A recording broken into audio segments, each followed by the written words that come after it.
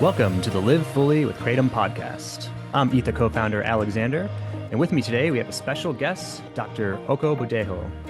Dr. O is a spinal surgeon and the inventor and patent holder of a device to help people strengthen their core muscles and avoid back surgery as much as possible. Let's get started. Good morning, Dr. Okubadejo. How are you doing today? Doing great. Thanks for having me. Yeah, so appreciate reaching out and being able to connect with you. But yeah, I wanted to kind of get into your background and what led you to become a spinal surgeon. Absolutely. So I'm an orthopedic spine surgeon. I've been in practice now for about 17 years. My interest in orthopedic surgery began probably in college. I knew I wanted to go to med school. I actually was already in med school by the time I enrolled in college because I was in a combined program. Then it was just a question of what field would I go into. And I wanted something that was hands-on because I Mm. like to fix and kind of be the end point. So I knew surgery was most likely the direction I wanted to go. Then the question was what within surgery. And I liked the idea of working with athletes and doing something that I felt was dynamic. So naturally, that moved me towards orthopedic surgery.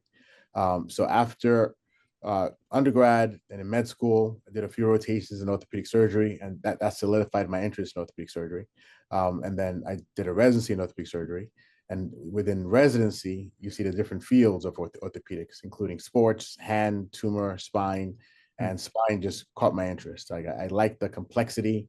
I like the delicate nature of the surgery, the fact that you've got to be super locked in and really want it to be a spine surgeon. And I just found that that's what pulled me in the most. So I've done exclusively spine surgery now for 17 years, and it's been a wonderful journey so far. Wow. Yeah, I mean, it's super impressive as far as, I mean, the little bit that I know about potential surgeries is that the intricacies of sometimes going in through like the abdomen and then having to go through all sorts of nerve bundles, really having to be very careful. And then just, yeah, I mean, I just know the complexity from my own experience of how functioning my back is, which, I mean, I'm a mechanical engineer as my training. And so I just appreciate how mechanics work in general. And the human body is so fascinating, how complex it can be, how flexible, but also rigid and strong. And yeah, that really comes from that central core that is absolutely amazing. And when it goes wrong, everything seems to go wrong from that starting point. Absolutely. Yeah, so what can you tell me maybe more about some of the most common causes of back pain that lead to surgery or potential surgeries? So actually, most people with back pain don't need surgery. Ah, okay.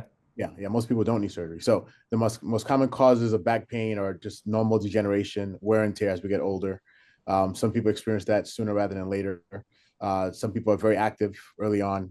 Maybe in high school, they play sports or they do gymnastics, football. So there's a lot of stress to their spine, especially their lower backs, and they start to develop pain early on.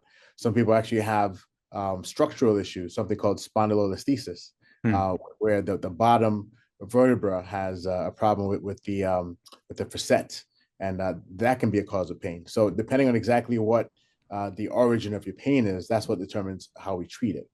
For the most part, most people with back pain, they get physical therapy, strengthen their core, they do well. Some people have persisting pain, and then we investigate a little deeper.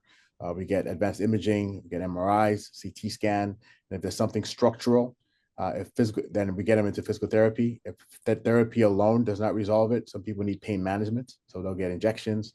If that resolves it, then they're pretty much done and they can move on with their lives. People who fail both physical therapy and pain management are the ones who end up getting surgery. And the most common surgery that we see in spine is from herniated discs. So the most Hmm. common procedure is called a microdiscectomy, where we take a disc off a nerve to resolve Hmm. pain. That's usually people who have shooting pain. And there Okay. are other things we see as well, but the most common thing would be a herniated disc and getting a microdiscectomy. Got it. Okay.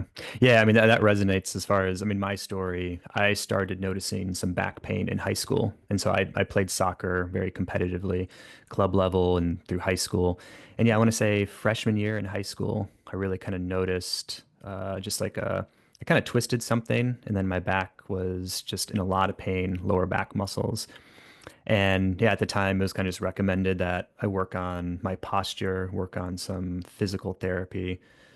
And then I also went down the path of chiropractic care because I had some soccer coaches that kind of recommended that modality to kind of complement the core strength and kind of posture correction. Right. And so that worked pretty well for me for a number of years. But then, yes, as I think as you mentioned, as I got older, my back pain kind of flared up, and getting an MRI found that I have some just, hereditary degeneration between my L5, S1 vertebrae. And so, yeah, I guess with that, what kind of, I mean, I found some exercises in the last few years, specifically kettlebells for me have been a great addition. I think because it's really helped me strengthen my glute muscles. Because I mean, I also, I'm like I said, engineer background. So I'd spend a lot of time in front of computers and just working on projects. So getting like tight hip flexors. And so like learned how to do physical therapy to loosen those up. And I think the kettlebells help kind of balance that out with the glute strength. Right. But what other recommendations do you have or that you've seen work really well for core strength? I think your ability to do the exercises depends on exactly the nature of the pain that you have and the intensity of the pain that you have. So the simplest routines are the ones that don't put too much flexion extension on your spine as you're working your core, Mm, things that are in line. So I would say doing planks and leg raises are probably the simplest exercises. And then you can advance exercises into doing elevated leg raises where you're working against gravity, using kettlebell and different routines with kettlebell, I think are wonderful. Sit-ups are great as long as you don't put too much stress on your neck as you sit up. TRX, using TRX for different routines is also a great way to strengthen your core. But I like things on the ground. I like things that involve movement. So that's why I like using an ab wheel because it involves movement. It's dynamic. But the movements with the ab wheel and the limitations of the ab wheel is what led me to creating a 360 core board, which is a device that you can use to strengthen your core, which I'm sure we'll get to a bit later. yeah, yeah. I mean, it's a fantastic device. I know you were gracious enough to send me one. I've been using it for the last week and a half, and it's a really fascinating, fun device, and kind of brings in a lot of that movement. I know for me, when I was getting into strength training, Um, I was always very interested in playing sports. So yeah, growing up playing soccer and all sorts of, competition wise. And I know core strengthening, kind of lifting heavy weights, doing just muscle training is important, but it was really hard for me to get into, I would say, the passion for it or really get into a like liking it, so to speak. And so that kind of kept me maybe not doing as much as I should have when I was kind of going through all that athletic training. But what I found was something like functional training. Like there's this online or video called P90X, which is more around athletic movement plus kind of body movement plus just it kind of kept things interesting for me. And that's what I love about the 360 core board is that it has this kind of playfulness to it, kind of openness that just allows me to do different movements and kind of keep that routine very dynamic and changing where that way I don't get bored of it. I can kind of make games out of it. So I love that aspect of what you created. Thank you. Thank you. But yeah, but I mean, how did you decide, you're a surgeon, super busy doing all this great work, but then how did you turned into entrepreneurship, inventing this product? What was that journey like? When did you decide to do it? Absolutely. So I've always had a creative mind. I always look for problems and try to find solutions to them. And because I've had a strong interest in fitness and core specifically, doing my routines, just like you said, it can get a little boring. It can get a little routine. And using the ab wheel, there's some movements that I felt were missing. And I looked for devices that perhaps had those movements. I couldn't find anything. So I got creative. I went to Home Depot and Hmm. I started tinkering, putting things together. And gradually over time, I started to have a sense of what was in my head as to what I wanted to create. And once I had a firm sense of what it was, then I worked with design engineers and we were able to come up with the full device. And I have 2 patents now for 360 core board. I came up with another device called 360 Dyna Plank, which is not on the market yet, but is there. So I'd say just being able to express myself creatively and having an idea become something tangible And if it's tangible and appreciated, then that's certainly something that's a great feeling to know that I've created something of value that people also appreciate. So I'm glad that you had such good words about using 360 core board. So. Yeah, I mean, so maybe if we want to get into it a little bit more, I do have one here. So this is so we can get a little on camera. Yep, that is it. Yeah, and so I'll pull one of these up too. So it's modular, it's dynamic, it gives you 360 movements, unlimited movement. The best thing about it, as you alluded to, you can be creative and you can have a lot of fun with it. So pretty much any movement you can imagine, you can do with it. And it's great. It's great. Yeah, and so kind of to describe it for just listeners that can't see what I just showed on camera, it is the 360 core board has two handheld, kind of almost like push-up bars, I'll call them. But what's creative is that there's a set of three wheels on the bottom. There's also a uh, system that covers the wheels, so it can be kind of a static push-up bar aid. But now if you remove that platform, it exposes wheels. And so now I can grab onto these handles and essentially go into a push-up position or say a kneeled push-up position. And this is where I can basically push my arms out, kind of like what an ab wheel would do. But because I have now my two hands are independent, I can go out to the side, do like a really wide butterfly. I can kind of put one straight, one wide, get a lot of movement to kind of really get that core, all the small stabilizing muscles really engaged.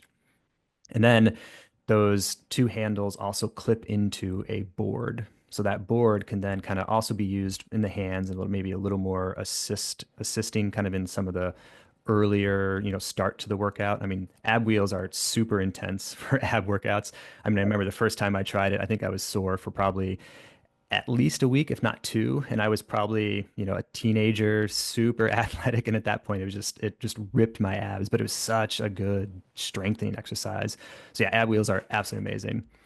But in addition to that reason that board on that 360 core board, I can then now put my feet on that board and put my hands just on a normal position, maybe supported with like dumbbells. And that now allows me to move my legs behind, kind of do crunches and as I'm in that position. So yeah, it gives us a lot of really good flexibility that I really enjoy about it. Awesome. Awesome. Yeah, that's a great way to look at it. Another movement that I suggest you try at some point is to get like a balance board. Okay. Have your so imagine yourself in a plank position with your elbows on a balance board, and then you have your toes on the core board. So as you're balancing yourself with your elbows and forearm on the balance board, now you're doing knee tucks as well with 360 core board, and you're really engaging everything. So that's Yeah. more advanced movement, but that's another movement that I enjoy, and that's part of the creativity of using a 360 core board. Pretty much any movement you can think of where the board's engaged, or you can take off the board itself and use the hand pieces. There's so much you can do with it. So Absolutely. Yeah, how do you recommend people get started with the core board? Like what are some of the starting exercises? I would use it first as a regular ab row initially, Mm. and it depends on how active you've been with strengthening your core. So, but the first movement, use it like a regular ab wheel, just forward and back from your knees. With a good padding on your knees, and then once you're comfortable doing that, then you can start adding different movements. So usually, I do like an X movement where I'll extend one arm further than the other, and then come back, and then go back the other way, doing the same thing. And then once you're comfortable with that, then you can start doing rotational movements with the board, going to your Mm. right, maybe sweeping all the way down to your left and coming back the other way. And then once you get comfortable with that, then you can take off the board and use the hand pieces individually. And just like you described, you can do Y movements where from your knees, you kind of go forward into a Y. And then so your arms are going from in to out, and then you can also do out to in movements, doing the same thing.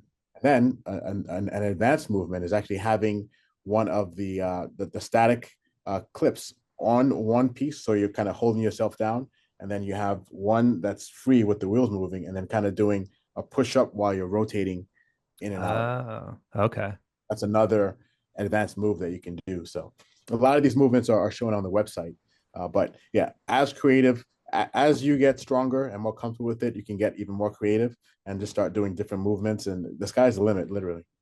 Yeah, yeah, it's absolutely amazing. Yeah, I love the videos you have online, kind of demonstrating a lot of those movements and abilities. And I also think there's the videos show that you can clip bands, so like Yes. elastic bands into it, into the handles or into the device, either to kind of looks like to assist. So I know some of that, if you have not worked on your core, done a lot of ab wheels, there's a nice way to add a band to make that a little more gentle, a little more kind of progressive training. And then also it can be looks like a full total workout, putting elastic bands on the handles, doing shoulder, arm workouts, doing pretty much a full at-home system, looks like. Absolutely. And the website has all those accessory pieces. One accessory that's on the site that I'll caution using is the weight vest. It's a weight vest. Mm, So, because with the weight vest, obviously you're adding more central weight so that there's a little more stress to your core. But I would caution with going in and out with your arms because if you're too extended, potentially it could put too much stress on your shoulder. okay. So, just be cautious with that. I included that because I use it, but because I've used it for so long, I'm pretty controlled with it. But if you're going to use a weight vest, just be cautious with it. Maybe just do movements that where your arms aren't going out too far, so you don't put too much stress on your shoulder, because your Okay. shoulder is what stabilizes you when you're using 360 core board.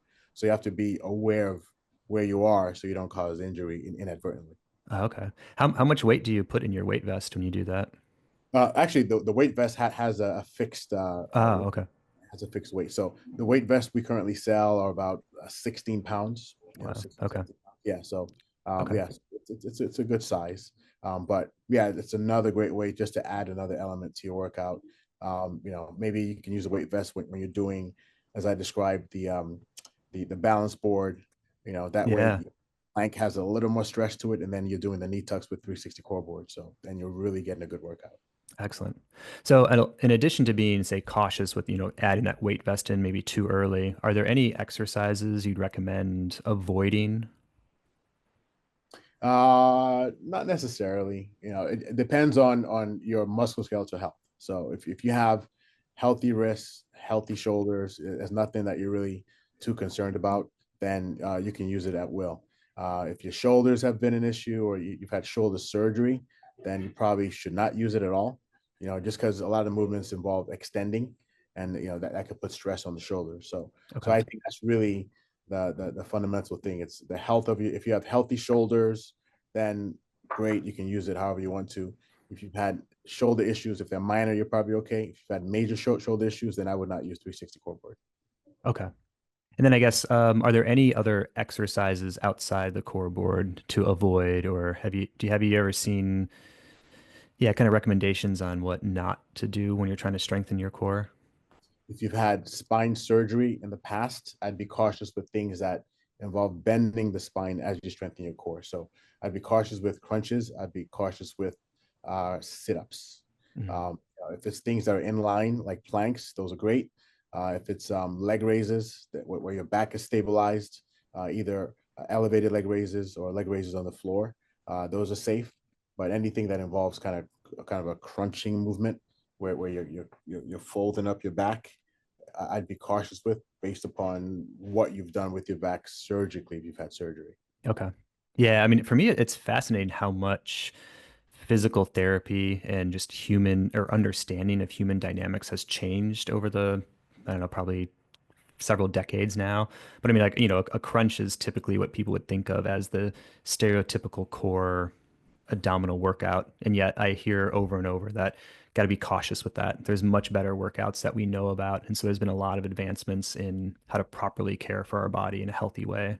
Absolutely. And another point I want to make is the most common activity that's a source of injury to the disc that I've seen is doing squats or deadlifts, because those two activities cause a lot of compression of the disc, and most herniations occur either at L4-5 or L5S1. So if you're squatting, be very cautious with how much weight you have. If you have a history of disc issues, then I would avoid squats altogether and maybe just do lunges. Deadlifts, when the fulcrum is too far ahead of you, then that puts a lot of stress on your disc, and the risk of herniation becomes much higher. So I Hmm. actually against doing deadlifts with free weight where the bar is in front of you. If it's one of the inline devices where you're within the ring, and you're doing the deadlifts that way, that's probably safer. But if the weight's in front of you, then puts the moment of action of axis of rotation too far ahead, and that puts too much stress on the disc. So I would. Got it. Yeah. Yeah, I mean, I tried some deadlifts a number of years ago, and I think yeah, it was definitely too much for my back. I noticed that my back was very sore afterwards, and I think that's why I switched to kettlebells because kettlebells has a much lower weight versus a deadlift, but there's more of a dynamic movement that has kind of maybe more slowly and progressively allowed my back to strengthen and heal over the years rather than a deadlift trying to do too much, like too much weight at just at a short amount of time. Especially with the kettlebell, the moment of rotation is closer to you, right? The weight, Yes. yeah. So that puts less stress on the back. So Yeah, just absolutely. be aware of where the weight is relative to your center, and Mm. that protects you. The closer it is to your center, then the more protective it is of your spine as you work out. Excellent. Okay, great. Yeah, so I guess maybe kind of back to you kind of inventing the 360 core board. Is there anything surprising about going into that entrepreneurship path that you kind of uncovered? Yeah, yeah. I would say the journey from having concept to having device is interesting because along the way, there are questions that come up that you hadn't really thought of. So, once I had worked with my design engineers and they sent me a couple of iterations and I finally found one that I liked and we had the final product, then the question is, how do we get it to market? And then you're talking to different manufacturers and you're seeing what your options are. And some manufacturers have a minimum number that you have to produce. So that's something you never anticipate. You just think I have idea, I'll bring it to life, and it's gonna sell out, and life will be wonderful. But it gets a little more complicated. And, I'm a scientist, right? I'm a surgeon, so I'm learning the business world as we go along. So I had to make decisions regarding the quantity of items to produce, and then what medium am I selling it on? What kind of team am I using to sell it? How much am I willing to commit to marketing, to trying to get the product out? So there's all these questions that I had never dealt with before that now become like a real issue, and I have to make decisions and hope that it's the right decision based on the outcome of sales once the product is on the market. Yeah, absolutely. I know that was some of the learning I went through when I was doing entrepreneurship and kind of internal entrepreneurship, kind of lean innovation at HP. This idea that not only do you have to create an amazing product, but now I have to go in and learn how to create an amazing business plan or a business model. Because it's not just you can have a great product, but if you don't have the right awareness, if you don't have the right distribution, if you don't have the right price so that consumers can actually get it and use it, then your product just kind of unfortunately no one knows about it. So yeah, that was a big learning for me, that business model approach after creating the great product, right? So it's always learning, always getting more out there. Absolutely. And for me as a surgeon, yeah, my practice is my priority, right? Yes, So finding the time, like how much time do I then dedicate towards 360 core board?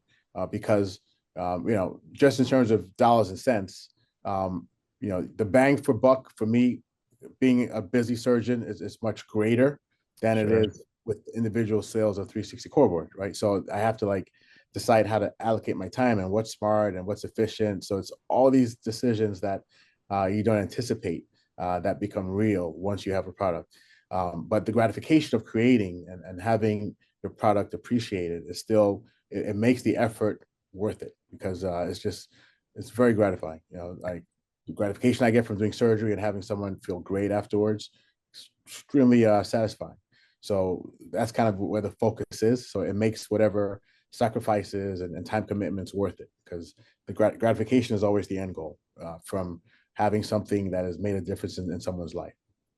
Yeah, I mean that's absolutely amazing that you have that much passion and compassion for others to help and really see that. And is that, I guess, the most rewarding part of your job is helping people? Absolutely. I mean, you go into medicine because you want to help people, and um, it's important to go into a field that you love. That way, if you're a passionate person, then your passion matches what you do. And there's nothing better for me than having someone come in, seeing them in distress. They have pain. I can locate where the problem is. I educate them. I spend a lot of time educating my patients so they know exactly what the problem is, what I'm attacking, what to expect, and to have them go from being in pain, very limited, to being way more functional, pain free, or pain minimized after my intervention. It's amazing. It's amazing because don't forget, you're growing up as a kid. You have an interest in being a surgeon, but Mm. you have no idea what kind of surgeon you're going to be, right? You just know I like the idea of surgery. I'd like to make people better, and you hope that you'll be able to reach that end goal. And then I literally would stare at my hands and say, man, I hope my hands will be able to live up to what I desire in life, which is to use these hands to get people better. And you go through training, and then that's a process. And as you go through the process, you start seeing your skills develop, and then you start getting more confident and more confident. And then once you're in practice, then you have to make decisions regarding matching the right procedure to the patient's problem and hoping to get the proper outcome. And as those things start happening, then that gratification just grows and grows, and it becomes extremely rewarding. Yeah. I mean, do you have a particular story of a patient or person you've helped that really sticks with you? Absolutely. This is about maybe 5 years ago. I had a gentleman who came in pretty much in a stretcher, and I taken care of his wife, and he was in a lot of distress and a lot of pain, just barely functional, and got an MRI of his neck, and he had severe compression in his cervical spine, what we call cervical myelopathy. Um, and once I made the diagnosis, I looked at the treatment he already had, and there was no question that he needed surgery. He was not functional. So I did a posterior cervical decompression. So I decompressed the back of his neck, took out multiple bones, and I did a fusion to stabilize it. So envision taking out like five lamina from the back of someone's neck, and then placing 5, 6 screws on each side, and then placing rods and putting that all together, and just seeing how then they do after that. And probably within 2, 3 months, I made a video of him in my office dancing because that's how much better he was, and how happy he was. And nothing beats that gratification, because what you do, the workforce to get people, sorry, to get people better, it's just a beautiful thing. Yeah. Sorry. Yeah, absolutely. No, that's very beautiful and touching that you're the amount of time and dedication, passion, what you've learned to be able to do that for people. And then like you said, I mean it's that yeah, I can't imagine that practice of going through how to choose the right surgery because you're taking such a risk and like putting your skills out there and then to see it come that full circle and heal is just yeah, it's got to be super gratifying. Yeah, I mean, it touches you. It really does. Okay, so if I mean, I've been fortunate enough to be able to use Kratom to reduce my pain, and then that allows me to exercise, keep my core nice and strong. So I've really, not had I have not needed surgery. I've kind of kept my pain manageable. I've used Kratom even less on a daily basis. Now I use it every few times a week, and I'm able to do all the activities I love, and the pain does not interfere with my life. However, how does someone know when they actually need surgery and should come seek your professional guidance? Absolutely. So in spine surgery, most orthopedic spine surgeons classify themselves as either being a deformity surgeon or a surgeon that does more degenerative problems. So deformity is when you have scoliosis and you've got curves of different sizes, and there are different implications of the curve, and when you need surgery, and certain threshold based on number of the curve and your age. When it comes to degenerative cases, it becomes a little more nuanced, because we're relying a lot more on what our patients are subjectively telling us regarding what they feel, because what they feel is often the trigger as to what we do. So some cases are a bit more emergent. So if you have bowel and bladder symptoms, then and there's something anatomically correlating to those symptoms, then that absolutely has to be treated surgically. If you're having a weakness or advanced changes in function, your ability to walk or be functional, then that's something that absolutely requires surgery. But for the most part, a lot of what we deal with are issues with pain, Mhm. patients having pain.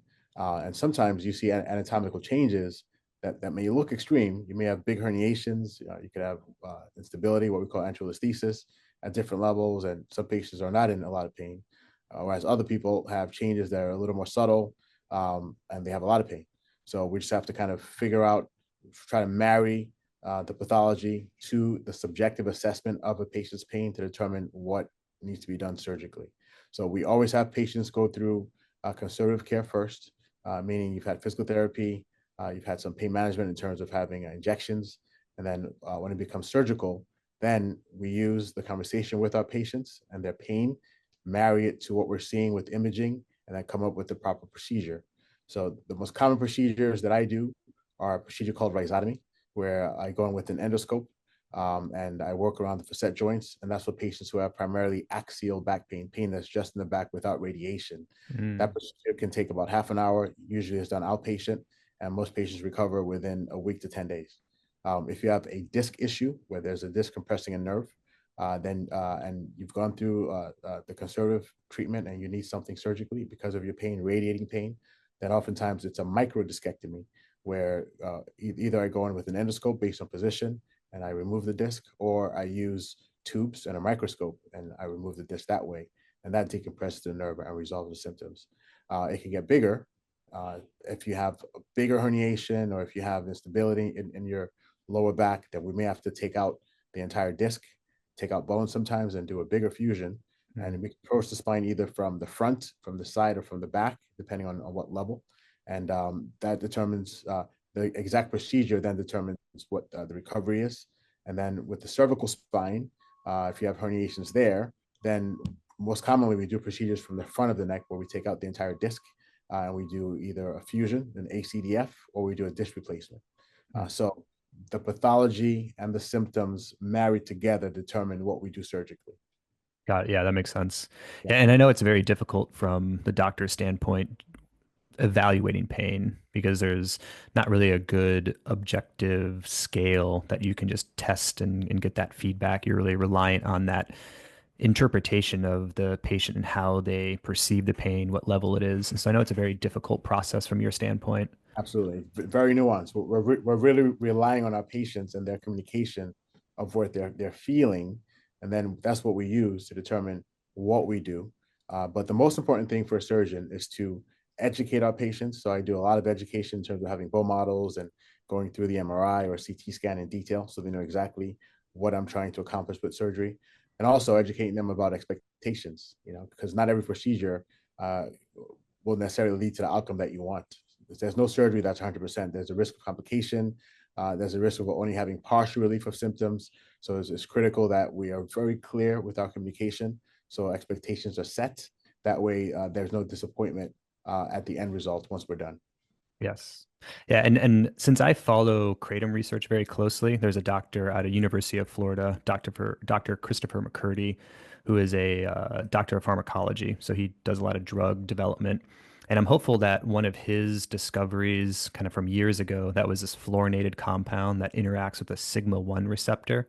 They actually took this fluorinated compound and matched it with MRIs, and it was a really good indicator of actually showing and visualizing the cause of pain. And so they had some examples of a knee surgery removing scar tissue. The patient was still reporting pain. They fluorinated, they put this compound in, did an MRI, and saw, where the pain was radiating from. Did a second operation because, it's very hard to see the nuances of it without this kind of indicator. And after that second operation, the patient was pain free. So I'm really hopeful that, there's some advancements that'll help you be even more effective because I know what you're doing now is such a, like, as you put it, in art and just that complicated to say the least. So very appreciative of what you're doing on that side. Absolutely. Absolutely. And so if, assuming that I need back surgery, what would you recommend then, or kind of like the next steps? Like what would I go through? So the most important thing if you're having back surgery, as I stated earlier, is to be very clear about what your pathology is. Have the surgeon show you and educate you as to exactly what the problem is, exactly what he or she is trying to accomplish, and what the potential risks are, what the potential complications are, and alternatives. So that's really the most important thing, is education and understanding what's going to be accomplished and what to expect afterwards. So in terms of how you recover, it depends on the size of the procedure. So if we do something smaller, like an endoscopic procedure, recovery is very quick and it's usually just done outpatient. If it's a micro procedure where we can just work through a tube and just do a small decompression and takes us 45 minutes to an hour, you can pretty much go home the same day. If it's a bigger procedure where we're doing multiple levels or an open procedure, then expect to be in the hospital inpatient for 2, potentially 4 days. So the size of the procedure determines how long you're in the hospital and how long the recovery is. Okay. So it's just about clarity in terms of your pathology, what the procedure is, and what to expect with recovery. Okay. And do you have any recommendations or guidelines then? Because as you know, this topic of the podcast is how to avoid surgery with core strength using your great 360 core board. So what about after some of those surgeries? Do you then recommend going into some of those strengthening exercises as well, or what does that look like? Absolutely. Actually, a way to avoid surgery is by having good core strength, because core strength stabilizes your spine. And if you have minor spine pathology or you're just developing back pain, but you're functional, then get active, get physical therapy, strengthen your core, try to maximize your movement, and then you can potentially avoid further breakdown of your spine if your core is stronger or less symptomatic breakdown of your spine, and avoid surgery altogether. If you end up having surgery, then most patients, well, pretty much all patients need physical therapy. So I typically have my patients start physical therapy somewhere between 4 and 6 weeks post-op, and expect to be in therapy for at least a month to 6 weeks. And the focus is movement and core strength, movement, core strength. And as your core gets stronger and you're moving better, then we focus on flexibility. So our goal is to get you back to your desired life when you were functional. So barring the fact that you've been non-functional for a significant amount of time, our goal is to get you better and get you moving more. A lot of patients tend to have a fatalist thought regarding surgery, meaning if they have surgery, then they think that's it, it's over. No, it's actually the opposite. Like the trigger for surgery is you not being functional to the degree that you desire, and the surgeon having a plan to get you to being more functional and having a better quality of life. So surgery is actually the solution when properly indicated, as opposed to being a problematic thing. Yeah, absolutely. And I think that's kind of what you mentioned earlier with kind of really focusing on planks or kind of static core strength first, and then Yes, working into the flexibility, that playfulness. And that's kind of, as we touched on earlier with the 360 core board, that it really allows for that movement and kind of expression and keeping things interesting. absolutely. And as you age, if you're able to maintain movement, then you're doing a great job, because our picture of aging is becoming stiffer, becoming less mobile, and just sedentary, just not really having dynamism, right? So if you incorporate activities that are dynamic, that involve a lot of movement, and you're able to just maintain that, then you're aging gracefully, which I'm very passionate about, graceful aging. Yeah, yeah. And I imagine that you really have a great demeanor with your patients, just kind of providing that hope and energy for them because it's that mindset of being able to keep moving, keep flexible is seems to be a core thing that you're sharing a lot with that. So I appreciate you kind of being able to do that with everybody. Absolutely. Excellent. Is there anything else that you wanted to mention? So I know if people want to strengthen their core, avoid surgery as much as possible, would really appreciate if our listeners visit 360coreboard.com. And I believe you have a discount for our listeners. I do. So our discount code is 360 core 20, 360 core 20. And this gives you a discount for every single product that we have on the website. And 360 core board is dynamic, it's fun, you can be creative with it. So I urge everyone out there to get one and have fun with it. And the website has the different routines that you can use, and you can become creative. And if you come up with something unique, send it to me. I'll add it to the website. I'll put it on social media, Oh, I because love. yeah, we're always learning of new things, to use it with. And I'm creative, but I'm sure a lot of people out there are even more creative, and they come up with things that I haven't thought of. So I'd love to see what people come up with and start using a 360 core board. Yeah, I would love that as well because I know when I'm like in the middle of doing those workouts, it's like, okay, what do I do next? And so I'd love to have maybe just like a little picture, an image of like, oh, I can do that exercise and kind of get into it. So Absolutely. yeah, I would love for people to share and yeah, I'll see what I can do as I just got into the core board probably a week and a half ago, and so love it so far. My abs are quite sore from yesterday when I tried to do workout, so I kind of took a little bit of a push-up break and just use that modularity of the system is absolutely fantastic. So I used it for some nice push-ups yesterday. Still getting some core static strength because I just didn't have that ability to do the motion yesterday. But yeah, I'll keep you updated on how that goes. I can't wait to hear. Whenever I hear someone saying that their core is sore from using core board, that's music to my ears. That means you've done work. So I, I, Excellent. I love hearing that. Yes. Great. Yeah, so thank you everyone for tuning in and getting more insight into back surgery and importantly, how to avoid it with keeping your core as strong as possible. If you found value in today's episode, we'd really appreciate it if you stopped by ethanaturals.com for all of your Kratom needs, as well as then stopping by our guest speaker's website, 360coreboard.com. If you have any questions or any future episodes that you would like us to feature, please leave us a comment below in the Q&A section, or you can reach to us directly at our email, podcast@ethanaturals.com. Thank you for tuning in. I'm Alexander, and with me is our guest speaker, Dr. Okubadejo. Thank you, sir. Thank you.